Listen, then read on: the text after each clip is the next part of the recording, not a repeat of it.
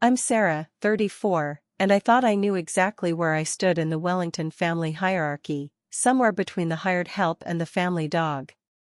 That illusion shattered completely when my sister-in-law Victoria smugly handed me a formal letter stating I was uninvited from the annual family yacht vacation. What she didn't know was that 3 months earlier, I'd inherited something that would turn her perfect little power play into the most satisfying moment of my life. The yacht she was so proudly banning me from? Well, let's just say the staff's greeting when I arrived unannounced would leave Victoria's jaw on the marble deck. Before we dive into this family revenge drama that'll make your jaw drop, I'm dying to know, what do you think Victoria's face looked like when she realized the truth? Drop your predictions in the comments below. And if you love stories where karma comes full circle, smash that like button and subscribe because this tale of family betrayal and sweet justice is just getting started. Trust me, you won't want to miss how this power-hungry sister-in-law gets exactly what she deserves. My marriage to Marcus Wellington 3 years ago should have been a fairy tale. He was charming, successful, and came from what appeared to be old money, the kind of family that summered in the Hamptons and spoke in hushed tones about maintaining appearances. What I didn't realize was that I was marrying into a carefully constructed hierarchy where bloodline determined everything, and as an outsider, I was destined to remain at the bottom. Victoria Wellington Ashford, Marcus's older sister by 2 years, appointed herself the family gatekeeper from day one. At 37, she was everything I supposedly wasn't, born into privilege, educated at the right schools, married to the right kind of man. She had this way of making every interaction feel like a test I was failing. During family dinners, she'd make casual comments about people who marry up while staring directly at me. When I tried to contribute to conversations about charity work, she'd interrupt with, "Oh Sarah, you wouldn't understand the complexities of board dynamics." The Wellington family dynamics were toxic in that subtle, upper-class way that's hard to call out without looking paranoid. Marcus's parents, Richard and Eleanor, weren't overtly cruel, but they had this way of looking right through me during conversations. They'd discuss family business, investments, and social obligations as if I weren't sitting right there. When I'd ask Marcus about it later, he'd dismiss my concerns with, "That's just how they are. They'll warm up eventually." But Victoria was different. Her exclusion tactics were deliberate and surgical. She'd plan family events and forget to invite me, then act surprised when Marcus showed up alone. She'd schedule important family meetings during times I specifically said I was available, then claim I must have misunderstood.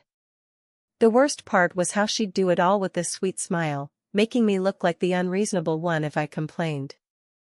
The annual yacht trip was Victoria's crown jewel, a week-long vacation on what I believed was the family yacht, hosted by her with military precision. She'd spend months planning activities, coordinating with staff, and making sure every detail reflected the Wellington family standards. It was her opportunity to play queen, and she relished every moment of it. Marcus would always get excited about these trips, talking about childhood memories and family traditions. "Wait until you see the yacht, Sarah. It's been in the family forever. Victoria does such an amazing job organizing everything." I'd smile and nod, swallowing my frustration at being treated like a grateful guest rather than family. This year felt different, though. Victoria's behavior had escalated beyond subtle slights to open hostility. At Easter dinner, she'd made a comment about certain people needing to know their place in family matters. When I'd tried to help plan the yacht trip by suggesting some activities, she'd shut me down with, "This is a family tradition, Sarah. Perhaps you could help with something more suitable to your background." The breaking point came when she cornered me at Marcus's cousin's wedding. "You know, Sarah," she said, sipping her champagne with that practiced superiority, "some people are born to lead family traditions, and others are meant to be grateful for invitations. It's important to understand the difference." The threat was clear, but I had no idea how far she was planning to take it. Marcus remained obliviously loyal to his sister, always making excuses for her behavior. She's protective of family traditions, he'd say. Once she sees you're committed to the family, things will improve.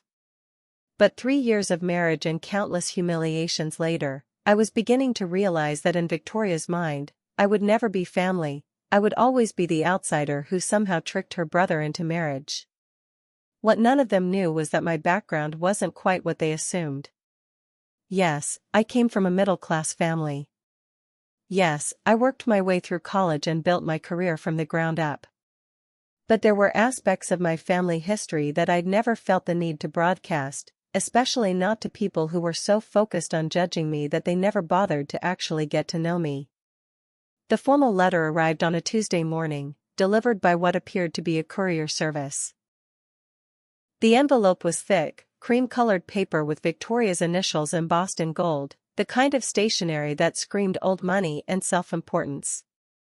Marcus had already left for work, so I opened it alone in our kitchen, coffee growing cold as I read the most audacious piece of correspondence I'd ever received.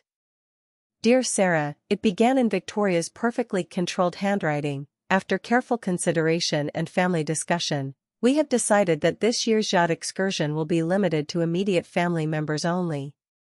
As someone who joined the Wellington family relatively recently, we feel it would be more appropriate for you to sit this year out while we address some sensitive family business matters that require privacy and discretion.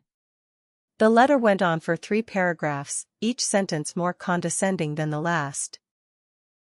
She mentioned respecting boundaries, understanding one's place in family dynamics, and appreciating the generosity that has been extended thus far. The final paragraph was the coup de grace. We trust you'll understand that some family traditions are sacred and not everyone can participate in every aspect of Wellington family life. Perhaps next year, when you've had more time to integrate into our family values, we can revisit your inclusion. I read it 3 times, my anger building with each pass. The sheer audacity of formally disinviting someone from a family vacation was breathtaking. This wasn't just exclusion, this was a declaration of war disguised as proper etiquette.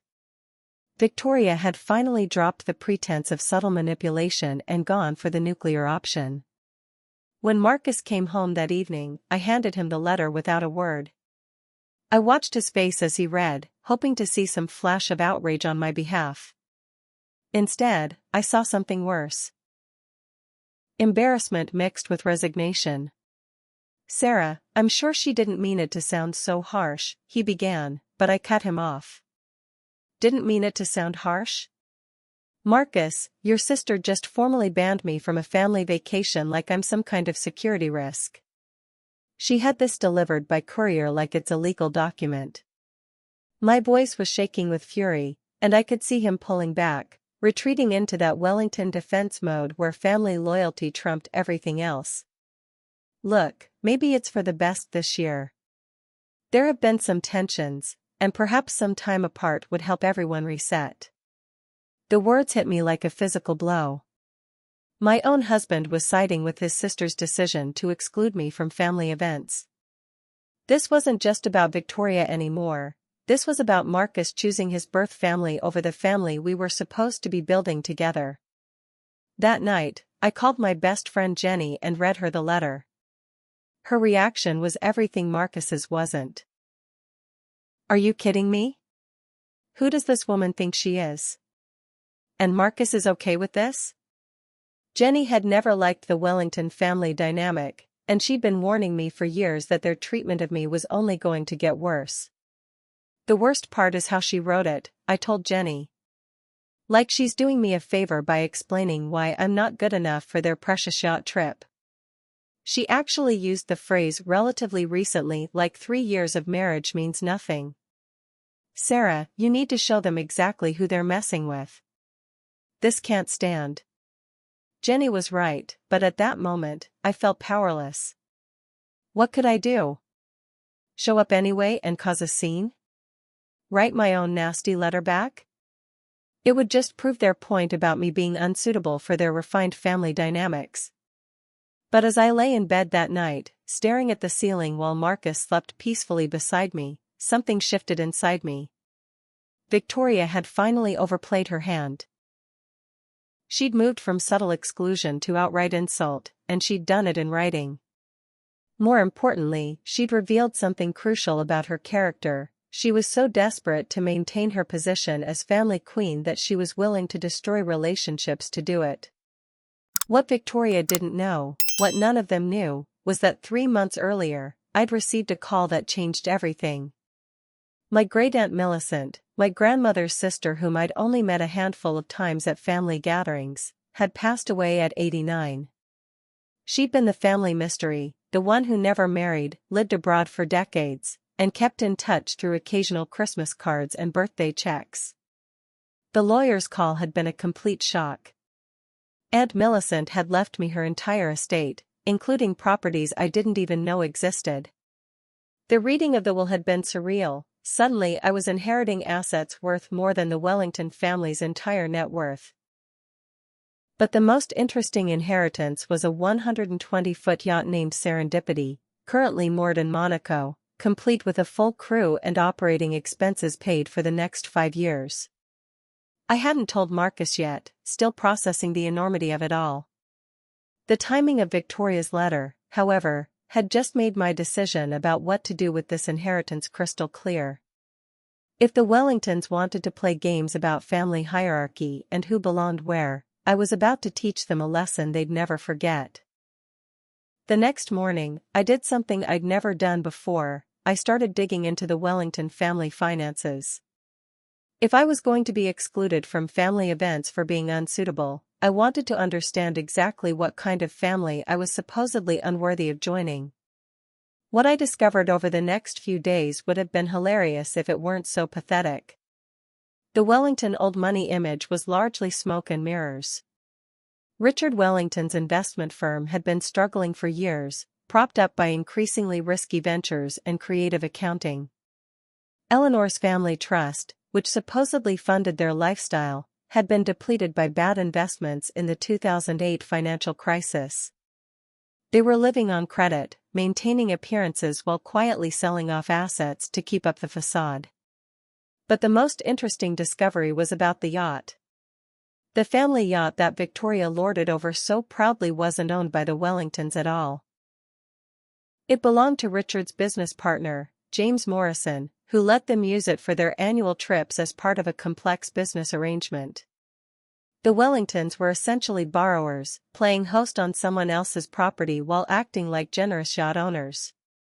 Victoria's elaborate planning and queen bee behavior suddenly made perfect sense.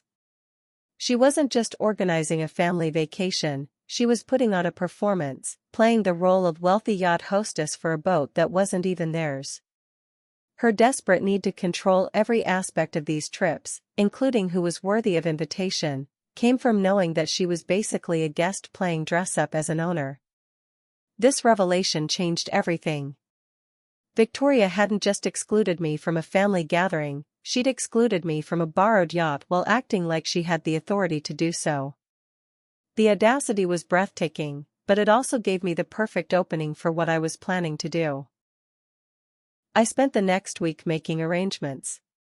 First, I contacted the crew of my inherited yacht, Serendipity, and arranged to have it relocated from Monaco to the Hamptons, exactly where the Wellington family vacation was scheduled to take place. The yacht management company assured me that everything could be arranged discreetly and professionally. Next, I booked myself a suite at the same harbor hotel where the Wellington family always stayed before boarding their borrowed yacht. I wanted to be in the perfect position to execute what was becoming the most satisfying revenge plan of my life. The beauty of it was that I wouldn't have to do anything dramatic or confrontational, I would simply let the truth reveal itself. Marcus noticed I was in unusually good spirits as the vacation week approached. "You're taking this yacht thing pretty well," he observed one evening. "I was worried you'd be more upset about not coming this year." "Oh, I have my own plans," I told him, which wasn't technically a lie. "I think some time apart might be exactly what we all need."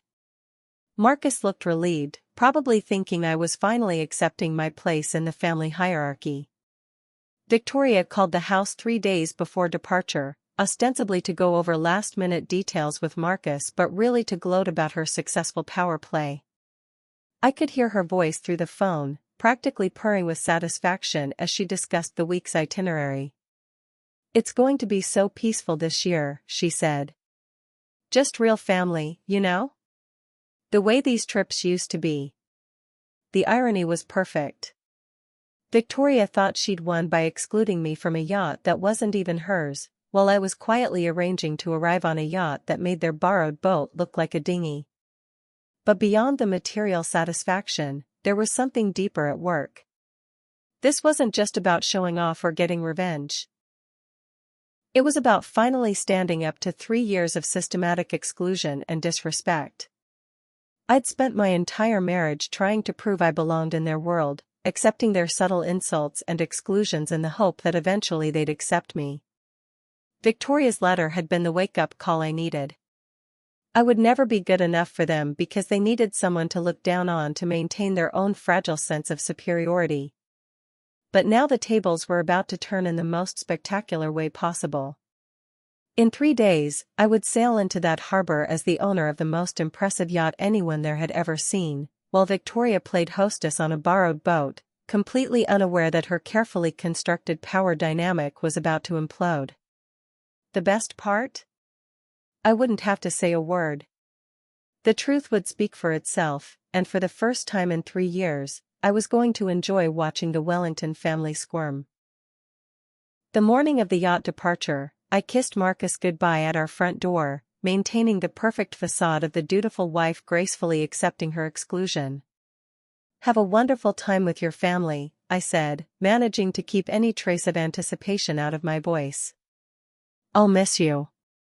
Marcus hugged me a little tighter than usual, perhaps feeling guilty about leaving me behind, but not guilty enough to actually fight for my inclusion. As soon as his car disappeared down our driveway, I grabbed my pre-packed bags and headed for the airport. The private jet I'd chartered, another perk of Aunt Millicent's inheritance, was waiting to take me to the Hamptons. During the flight, I couldn't help but smile thinking about what the next few hours would bring. After 3 years of being treated like an unwelcome outsider, I was about to become the most important person in that harbor. The yacht Serendipity was even more magnificent than I'd imagined from the photos. At 120 feet, she was a masterpiece of modern yacht design, with sleek lines, expansive decks, and luxury appointments that made the Morrison yacht look like a weekend rental. The crew of 8 had everything prepared perfectly, my suite was immaculate, champagne was chilled, and the captain assured me that we could make our grand entrance exactly when I wanted. You know what's funny about family dynamics? Sometimes it takes a complete power shift to reveal who people really are underneath all their pretenses. And as I stood on the deck of my own yacht, watching the harbor through binoculars, I realized I was about to find out exactly what the Wellington family was made of when their carefully constructed hierarchy got turned upside down. If you're enjoying this journey of discovery as much as I am, let me know in the comments what you think Victoria's reaction is going to be. And don't forget to hit that subscribe button because this confrontation is about to get intense. I positioned myself strategically on the upper deck as we approached the harbor. Through my binoculars, I could see the Morrison yacht moored at the prime slip, with the familiar figures of the Wellington family moving around on deck. Victoria was in her element, gesturing dramatically as she directed someone, probably Marcus, in arranging deck furniture. Eleanor was seated in a white sundress under an umbrella, looking every inch the yacht club matriarch. Richard appeared to be examining something on his phone, no doubt checking the markets or managing whatever crisis was currently threatening his business. The beautiful irony of the moment wasn't lost on me. Here they were, playing the role of yacht-owning aristocracy on a borrowed boat, while I approached in a vessel that could have bought and sold their borrowed yacht twice over. But this wasn't really about the money or the size of the yachts. It was about respect, family, and the toxic dynamics they'd allowed to fester for 3 years. As Serendipity glided into the harbor, I noticed other boats beginning to take notice. Heads were turning, conversations were stopping, and people were reaching for their phones to capture photos of the stunning yacht making its entrance. The harbor master's boat approached us first, clearly impressed by the vessel and eager to assist with our mooring. I could see the exact moment when Marcus spotted my yacht. He was standing at the railing of the Morrison boat, drink in hand, when his gaze fixed on serendipity. His body language changed immediately, the casual vacation posture replaced by rigid attention. He said something to Victoria, who turned to look in our direction, her hand shading her eyes against the sun.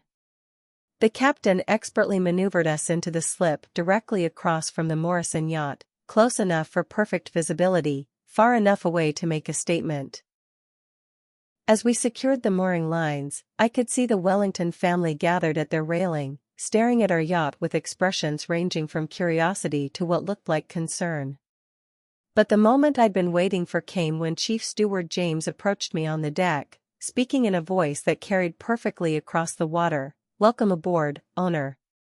Everything is prepared according to your instructions. Shall we proceed with the welcoming reception for your guests?" The silence from the Morrison yacht was deafening. I could see Victoria's mouth actually hanging open, her usual composed expression completely shattered. Marcus had gone pale, his drink forgotten in his hand. Eleanor had removed her sunglasses and was leaning forward as if she couldn't trust what she was seeing. Richard had looked up from his phone and was staring directly at me with an expression I couldn't quite read. "Thank you, James," I replied, my voice carrying easily across the water. "Please prepare the main salon for entertaining. I have a feeling we'll be having some unexpected visitors very shortly." The crew moved with practiced efficiency, transforming the already impressive main deck into an elegant reception area. Crystal glasses appeared, premium champagne was opened, and an array of gourmet hors d'oeuvres materialized as if by magic.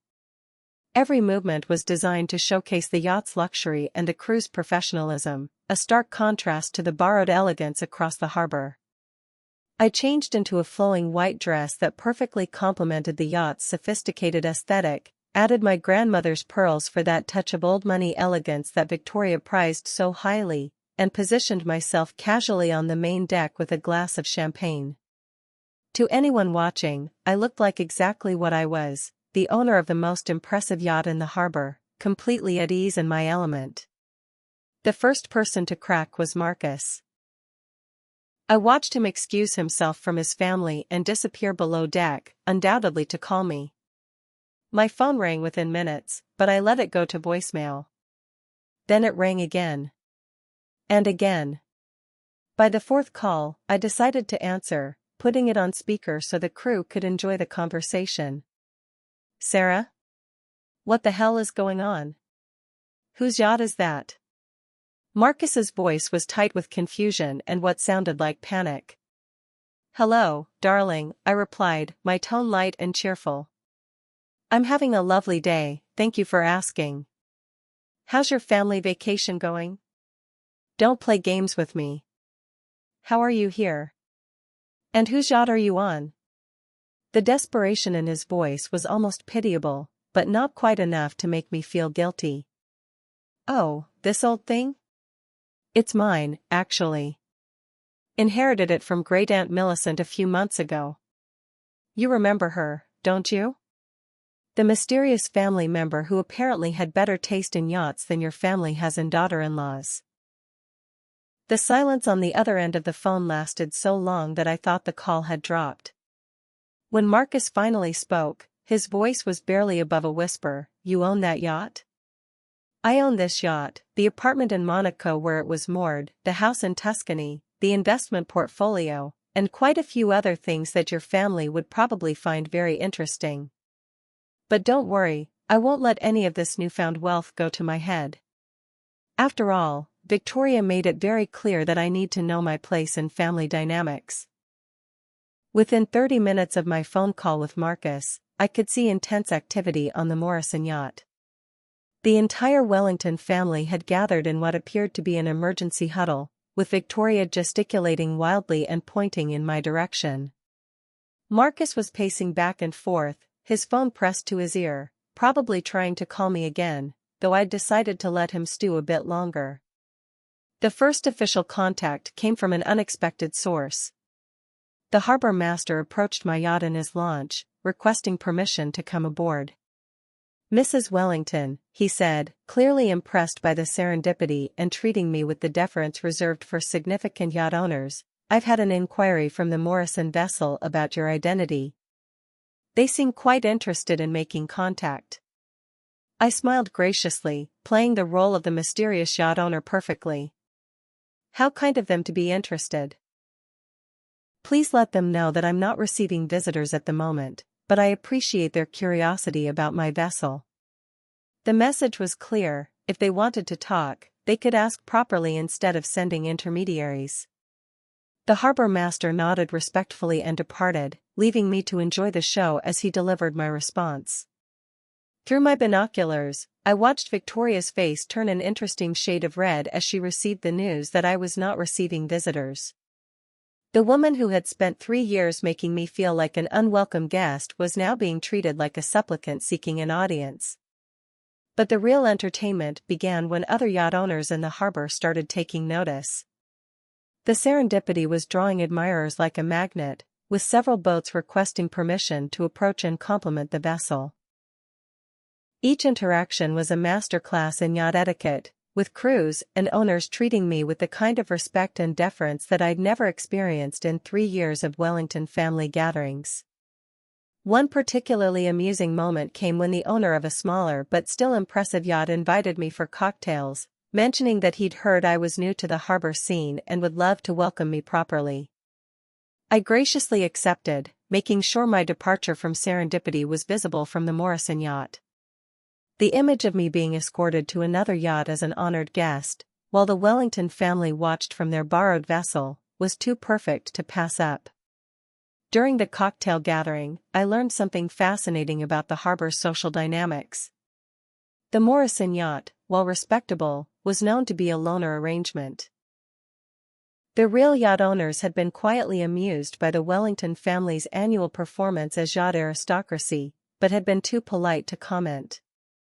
My arrival with serendipity had shifted the entire social landscape of the harbor, and people were eager to know more about the mysterious new owner. "I have to ask," said Caroline, the wife of a prominent investment banker, "how long have you been yachting?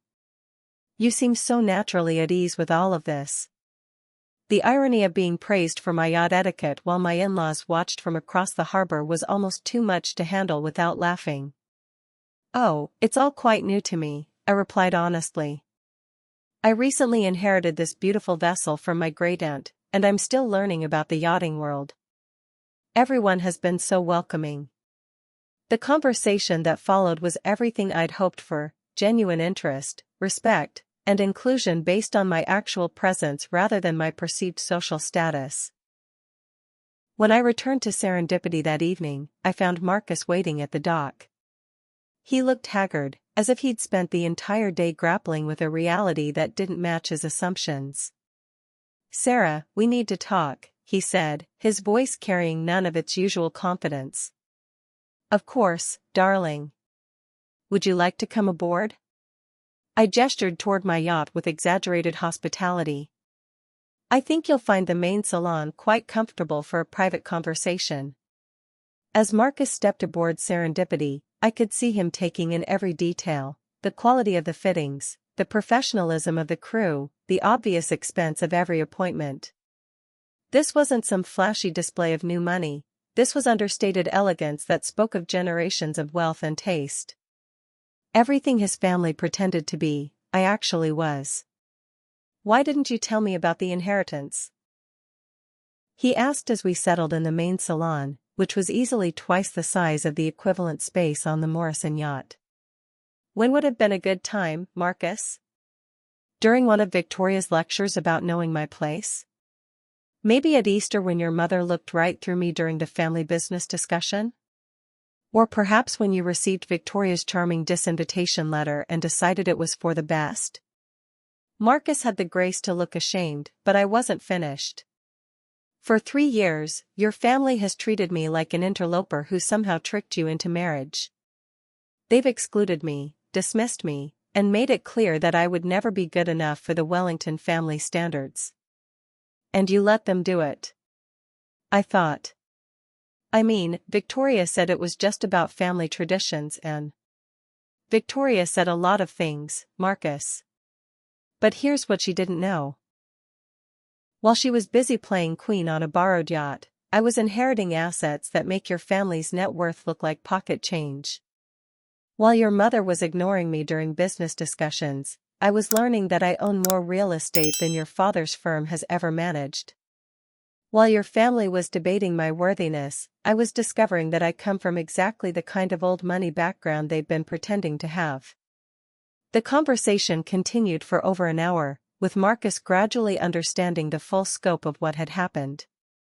His family's financial struggles, their borrowed yacht lifestyle, and their treatment of me had collided with a reality that none of them had anticipated. The daughter-in-law they dismissed as unsuitable was not only wealthier than they were, but had been graciously tolerating their pretensions for 3 years. But the most important realization for Marcus was that this wasn't really about money or yachts or social status. This was about respect, kindness, and the basic decency that should exist within families. "Sarah, what can I do to fix this?" he asked finally. "That's not really up to you anymore, Marcus. Your family made their position clear, and now they get to live with the consequences. The question is, what are you going to do about it?" The next morning brought a delegation. Victoria, Eleanor, and Richard approached serendipity together, looking like diplomats coming to negotiate a peace treaty they weren't sure they deserved. I watched their approach from the upper deck, noting how different their body language was from the previous day's confident yacht club posturing. Victoria, in particular, looked like she'd spent the night staring at the ceiling, grappling with the complete collapse of her worldview. I decided to receive them in the main salon, dressed impeccably in a navy blazer and white slacks, the epitome of yacht club elegance. The crew served coffee in bone china cups, a detail that I knew would not be lost on Eleanor, who prided herself on such social refinements.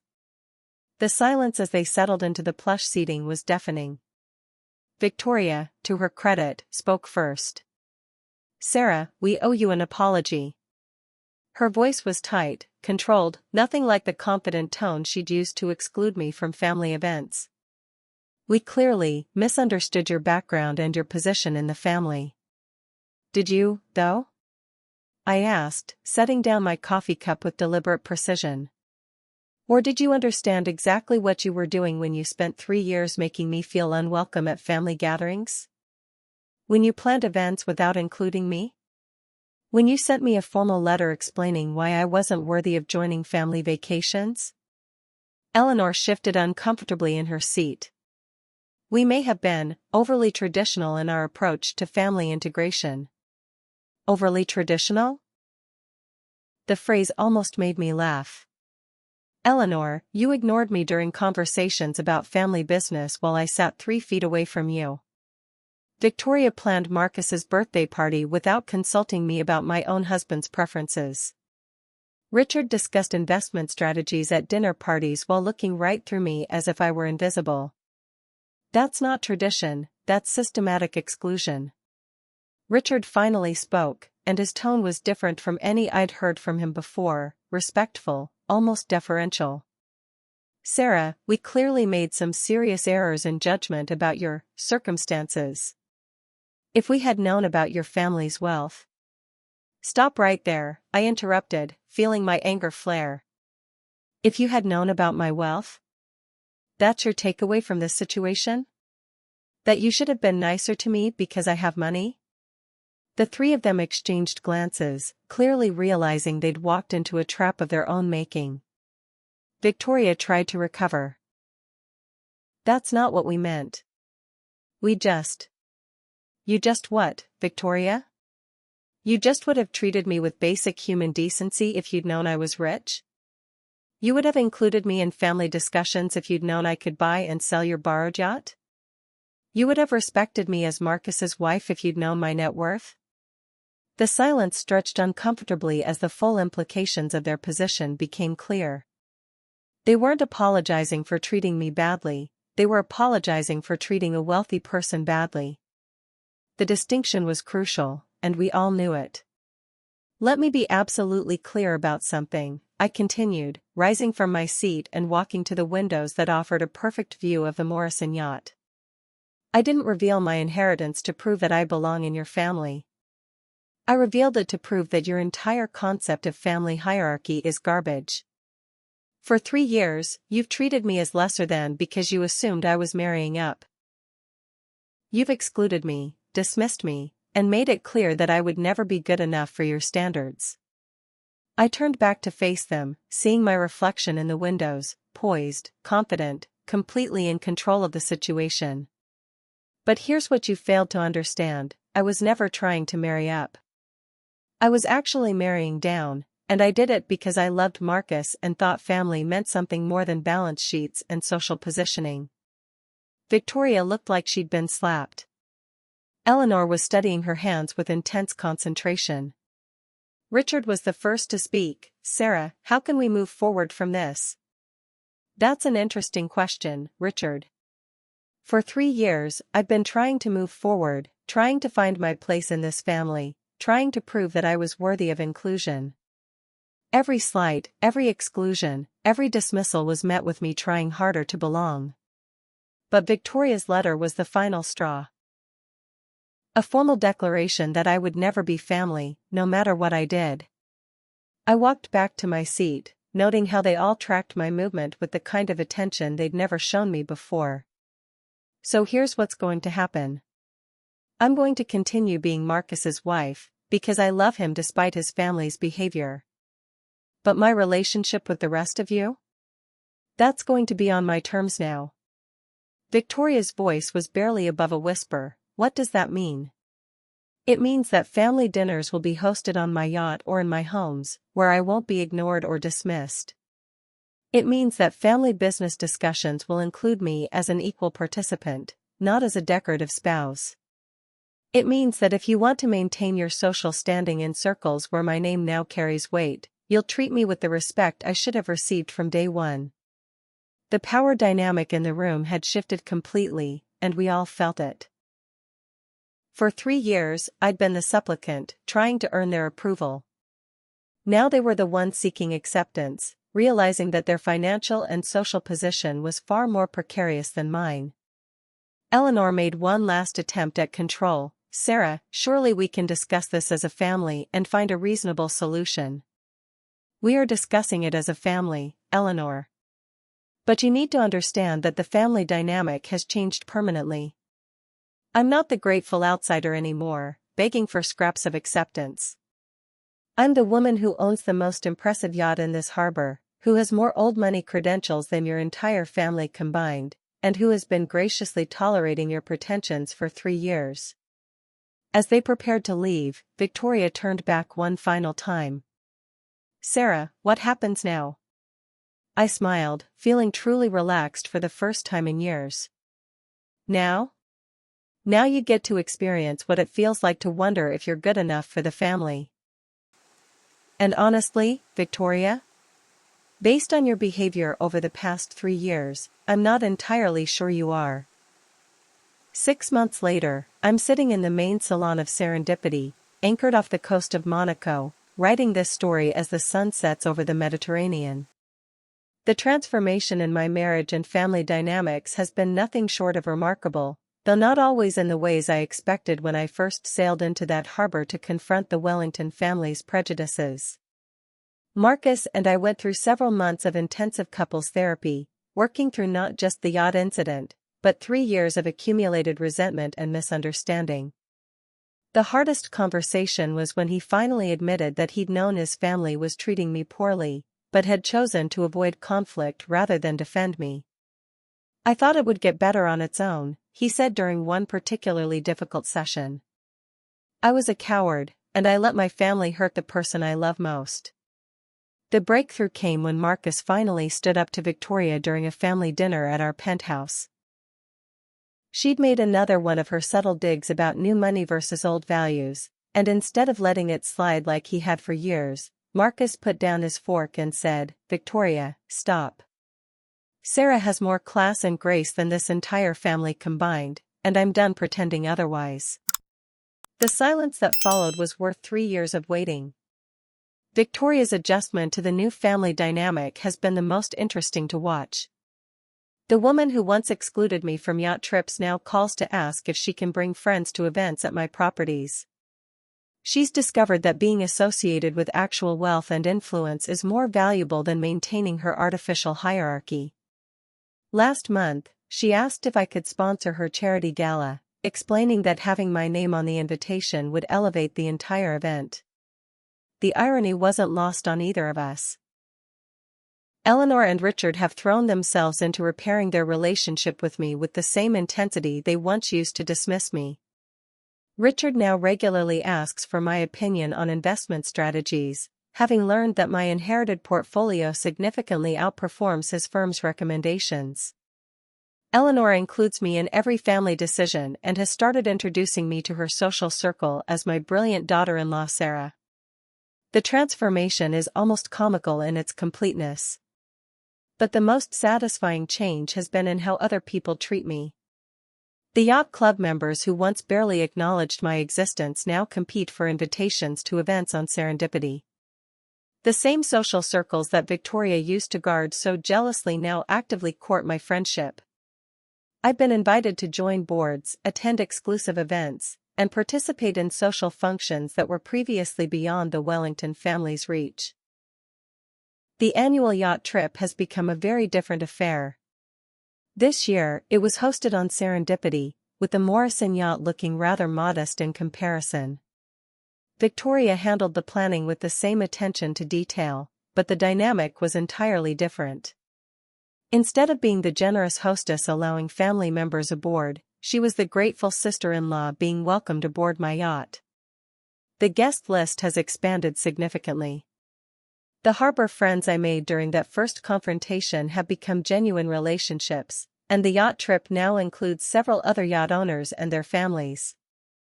Victoria initially seemed uncomfortable with the larger group, but she's adapted by positioning herself as my close family connection, a role reversal that still makes me smile. One of the most unexpected developments has been my relationship with James Morrison, the original owner of the yacht the Wellingtons used to borrow. He approached me at a yacht club function 6 months ago, curious about the woman who'd revolutionized the Wellington family dynamic. We've become friends, and he shared some fascinating insights about the family's financial struggles and social pretensions over the years. You know, he told me over dinner last month, Richard approached me 3 years ago about selling him the yacht. When I asked about financing, it became clear they couldn't actually afford it, but Victoria kept planning those elaborate trips as if they owned it. I always wondered when that house of cards would collapse. The financial revelations have been eye-opening. The Wellington family business has stabilized, partly because Richard swallowed his pride and asked for my advice on some failing investments. My recommendations saved his firm from what could have been a devastating loss, and he's been genuinely grateful ever since. The irony of the daughter-in-law they deemed unworthy rescuing their business hasn't been lost on anyone. But perhaps the most important change has been in my own self-perception. For 3 years, I'd internalized their message that I wasn't good enough, that I needed to prove my worthiness to belong in their world. The yacht confrontation wasn't just about getting revenge, it was about reclaiming my sense of self-worth and establishing boundaries that should have existed from the beginning. I've learned to trust my instincts about people and situations instead of constantly second-guessing myself. When someone treats me poorly now, I address it immediately rather than hoping it will improve over time. The confidence that comes from knowing your own worth, regardless of other people's opinions, has been transformative in every area of my life. Marcus and I are stronger than we've ever been, partly because he's learned to see me as I actually am rather than through his family's distorted lens. He's also developed a backbone when it comes to family dynamics, refusing to tolerate disrespect toward either of us. I spent 3 years watching my family treat my wife badly because I was too cowardly to rock the boat, he said recently. Never again. The yacht Serendipity has become more than just a symbol of my financial independence, it's become a gathering place for the kind of family I always wanted. We host regular dinners, weekend trips, and celebrations where everyone is genuinely welcome and valued. The guest list includes the Wellington family, but also friends, colleagues, and chosen family members who treat each other with kindness and respect. Victoria asked me recently if I ever regretted not telling them about the inheritance earlier, if things might have been different if they'd known about my background from the beginning. Victoria, I told her, if your family had treated me well because you thought I was wealthy, that wouldn't have been respect, it would have been calculation. The fact that you treated me badly when you thought I was poor tells me everything I need to know about your character. Looking back, I realize that the yacht confrontation was never really about proving I belonged in their world. It was about proving that I didn't need to belong in their world to have value and worth. The Wellington family's acceptance was something I'd spent 3 years desperately seeking, but once I stopped needing it, I finally received it. The letter Victoria wrote excluding me from that yacht trip is now framed in my Monaco apartment, not as a reminder of humiliation, but as a reminder of the moment I stopped accepting less than I deserved. Every time I see it, I'm reminded that sometimes the best thing someone can do for you is show you exactly who they are, so you can decide exactly who you want to be in response. As I finish writing this story, I can hear Marcus and the crew preparing dinner on the main deck. We're hosting friends tonight, a mixture of yacht club members, business associates, and genuine friends who value each other for who we are rather than what we own. Victoria and her husband are joining us, and she's bringing her new attitude of gratitude and respect. The sun is setting over Monaco Harbor, painting the sky in brilliant oranges and pinks. Serendipity is living up to her name, having brought unexpected blessings and revelations into my life. But the most important lesson I've learned isn't about yachts or money or family dynamics, it's about the power of knowing your worth and refusing to accept less than you deserve. So here's my question for everyone who's made it this far in my family revenge story: have you ever had a moment when someone's attempt to diminish you actually revealed your own strength? When being excluded from something you thought you wanted led you to something better? I'd love to hear your stories of karma, justice, and finding your worth in the comments below. If this tale of family betrayal and sweet revenge resonated with you, please hit that like button and subscribe for more real-life stories about standing up to toxic family dynamics. Share this with anyone who's ever felt excluded or undervalued by the people who should love them most. Sometimes we all need a reminder that we're worth more than other people's limited perception of us. Thank you for taking this journey with me, and remember, sometimes the best revenge is simply living well and refusing to dim your light for people who prefer you in the shadows. Life has a funny way of revealing everyone's true worth eventually, and karma always finds a way to balance the scales. Here's to family, both the one you're born into and the one you choose, and to never again accepting invitations to feel small in your own life.